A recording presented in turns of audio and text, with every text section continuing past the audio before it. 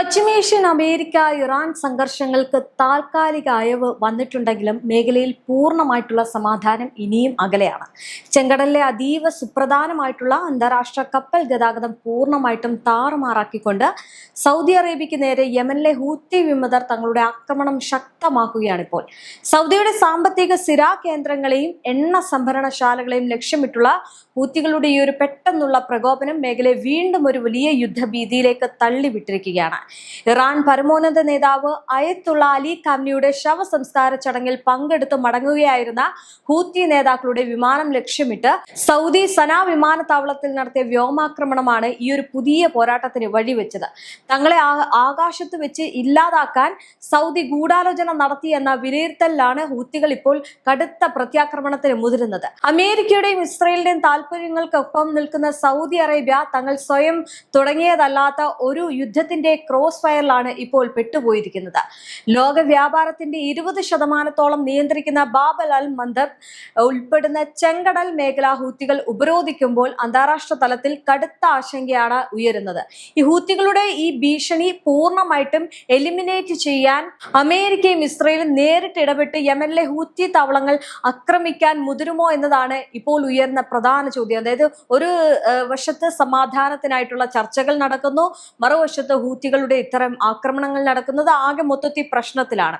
ഈ ഒരു വിഷയത്തിൽ പ്രതിരോധ വിദഗ്ധർ നൽകുന്ന മുന്നറിയിപ്പുകളും വിലയിരുത്തലുകളും അടങ്ങിയ ഒരു രീതി നോക്കുകയാണെങ്കിൽ യുദ്ധം വീണ്ടും നീണ്ടുപോകും എന്നത് തന്നെയാണ്. പശ്ചിമേഷ്യയിൽ ഒരു പ്രാദേശിക വൻ ശക്തിയായിട്ട് നിലനിൽക്കാൻ ഇറാൻ കാലങ്ങളായിട്ട് പിന്തുടരുന്ന തന്ത്രമാണ് തങ്ങളുടെ സഖ്യകക്ഷികളായ അല്ലെങ്കിൽ പ്രോക്സികളെ ഉപയോഗിക്കുക എന്നത്.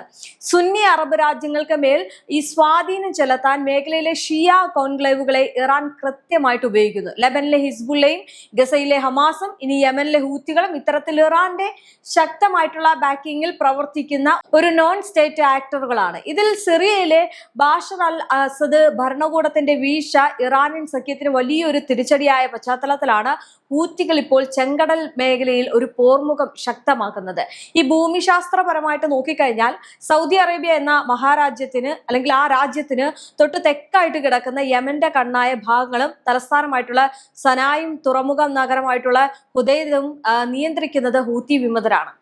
ഈ പറയുന്നത് പോലെ തന്നെ ഒമാൻ ഇറാൻ അതിർത്തിയിലെ ഈ ഹോർമുസ് കടലിടുക്ക് പോലെയാണ് അവർക്ക് കാണാൻ കഴിയുന്നത്. അതായത് ആ ഒരു അതിർത്തി ഈ കൃത്യമായിട്ട് പറഞ്ഞു കഴിഞ്ഞാൽ 2014 മുതൽ തന്നെ സൗദി അറേബ്യയും ഹൂത്തികളും തമ്മിൽ കടുത്ത സംഘർഷം നിലനിൽക്കുന്നുണ്ട്. ഈ ഹൂത്തികൾ ഒരു ചെറിയ വിമത വിഭാഗമാണെങ്കിൽ പോലും തങ്ങളുടെ അതിർത്തിയോട് ചേർന്ന് കിടക്കുന്ന അവരെ സൗദിക്ക് എക്കാലത്തും ഭയപ്പെടേണ്ടതുണ്ട്. കാരണം ഈ സൗദിയുടെ സുപ്രധാന സാമ്പത്തിക മേഖലകൾ മുഴുവൻ ഹൂത്തികളുടെ മിസൈൽ പരിധിക്കുള്ളിലാണ് വരുന്നത്. പേർഷ്യൻ ഗൾഫ് മേഖലയിലോ ഹോർമുസ് കടലിടുക്കിലോ ഇറാനുമായിട്ട് ഏതെങ്കിലും യുദ്ധം ഉണ്ടായിക്കഴിഞ്ഞാൽ സൗദിയുടെ എണ്ണ വ്യാപാരം തടസ്സപ്പെടാതിരിക്കാൻ അവർ വൻ നിക്ഷേപത്തോട് ഒരു ബദൽ സംവിധാനം ഒരുക്കിയിരുന്നു. പേർഷ്യൻ ഗൾഫിൽ ഉൽപ്പാദിപ്പിക്കുന്ന എണ്ണ പൈപ്പ് ലൈനുകളിൽ വഴി രാജ്യാന്തര അതിർത്തി കടത്തി ചെങ്കടൽ തീരത്തെ സൗദി തുറമുഖങ്ങളിൽ എത്തിക്കുക എന്നതായിരുന്നു ആ ഒരു പദ്ധതി. അവിടെ നിന്നും വടക്കോട്ട് ഈ സൂയസ് കനാൽ വഴി യൂറോപ്പിലേക്കും അതുപോലെ തന്നെ തെക്കോട്ട് ബാബൽ അൽ മന്ദേബ് വഴി ഇന്ത്യയിലേക്കും ചൈനയിലേക്കും എണ്ണ സുഖമായിട്ട് എത്തിക്കാമെന്ന സൗദിയുടെ വലിയ കാൽക്കുലേഷനാണ് ഇപ്പോൾ ഹൂത്തികൾ അട്ടിമറിച്ചിരിക്കുന്നത്. അതായത് സൗദി ഇപ്പോൾ വലിയ രീതിയിലുള്ള ഒരു വ്യാപാരം നടത്താൻ നോക്കിയതാണ് അല്ലെങ്കിൽ ആ വ്യാപാരത്തിനെയാണ് ഈ ഹൂത്തികൾ ഇപ്പോൾ വിലങ്ങിട്ടിരിക്കുന്നത്. ഈ ചെങ്കടലിലേക്കുള്ള പ്രവേശന കവാടമായിട്ടുള്ള ബാബൽ അൽ മന്ദേബ്, അതായത് ഈ ചെക്ക് പോയിന്റ് എന്ന് പറയുന്നത് പൂർണ്ണമായിട്ട് നിയന്ത്രിക്കാൻ ഈ ഹൂത്തികൾക്ക് സാധിക്കുന്നുണ്ട്. കഴിഞ്ഞ ദിവസങ്ങളിലെ കണക്കുകൾ പരിശോധിച്ചാൽ ചെങ്കടൽ മേഖലയിലൂടെ പോകുന്ന കപ്പലുകളുടെ എണ്ണത്തിൽ ഭീമമായിട്ടുള്ള കുറവാണ് രേഖപ്പെടുത്തിയിരിക്കുന്നത്. കാരണം അവിടെ ഹൂത്തി വിമതരുടെ ആക്രമണം ശക്തമാണ്.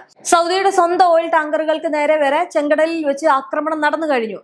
മാത്രമല്ല ഇതോടെ അന്താരാഷ്ട്ര കപ്പലുകൾ ബാബൽ അൽ മന്ദേബ് കടക്കാൻ ഭയപ്പെടുകയും മേഖലയിൽ ഒരു കടുത്ത ഭീതിയുടെ അന്തരീക്ഷം രൂപപ്പെടുകയും ചെയ്തിരിക്കുകയാണ്. ഈ ഒരു റൂട്ടിൽ സുരക്ഷാ ഭീഷണി ഉയർന്നതോടെ ആഗോള ഇൻഷുറൻസ് കമ്പനികൾ കപ്പലുകൾക്ക് നൽകുന്ന ഇൻഷുറൻസ് തുക ഭീമമായിട്ടുള്ള തോതിലാണ് വർദ്ധിപ്പിച്ചിരിക്കുന്നത്. ഇനി പല കമ്പനികളും ഇൻഷുറൻസ് നൽകാൻ പോലും വിസമ്മതിക്കുന്നു. കാരണം അവിടെ ഏത് നിമിഷവും യുദ്ധം നടക്കാം അല്ലെങ്കിൽ കപ്പൽ ആക്രമിക്കപ്പെടാം എന്നുള്ള ഭയം അവർക്കുണ്ട്.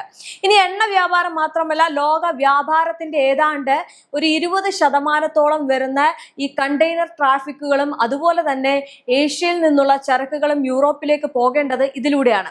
ഈ വഴി അടഞ്ഞു കഴിഞ്ഞാൽ പണ്ട് ഈ വാസ്കോഡ ഗാമ സഞ്ചരിച്ചതുപോലെ ആഫ്രിക്കൻ വൻകര മുഴുവൻ ചുറ്റി ഈ കോപ്പ് ഓഫ് ഗുഡ് ഹോപ്പ് വഴി കപ്പലുകൾ പോകേണ്ടി വരുന്ന ഒരു അവസ്ഥയിലേക്ക് പോകും. ഇത് 15 ദിവസത്തെ അധിക സമയവും വൻ യാത്രാ ചെലവും വരുത്തി വെക്കുമെന്നതാണ് മറ്റൊരു കാര്യം. ഇനി ഈ ഹൂത്തികൾ സൗദിക്കെതിരെ ഇപ്പോൾ കടുത്ത ആക്രമണത്തിന് മുതിരാനുണ്ടായ പെട്ടെന്നുള്ള കാരണം ഈ സനാ വിമാനത്താവളത്തിൽ നടന്ന ഒരു സംഭവമാണ്. അതായത് ഇറാനിൽ അന്തരിച്ച പരമോന്നത നേതാവ് അയത്തുള്ള അലി ഖംനിയുടെ ശവസംസ്കാര ചടങ്ങ് ഈ